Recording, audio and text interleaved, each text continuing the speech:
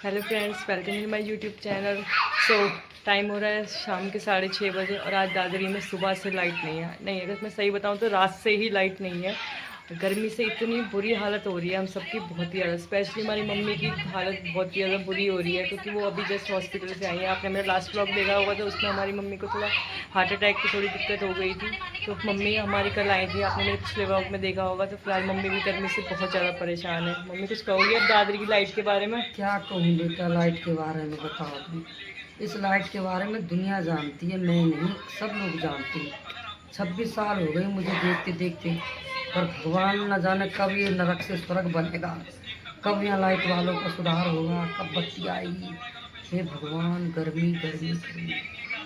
ये लगा लो कि रात से ही लाइट नहीं है। हमारा इन्वेटर वगैरह सब चीज़ बीत चुका है और दादरी में लाइट आने का नाम ही नहीं ले रही है। एक तो इतनी गर्मी, ऊपर से ये लाइट की दिक्कत। और इतनी लाइट तो मैंने कहीं भी जाते नहीं।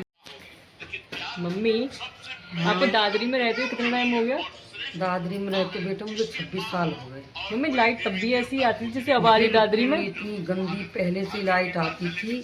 और एक बार तो मैंने इतना भयानक जाम लगाया था, मैं नहीं, कुछ लोगों को साथ लेकर। जब कुछ सुनवाई हुई, फिर कुछ दिन आई, फिर ऐसा ही हाल। मैं तो बेटा यही देखती आ रही हूँ, यही।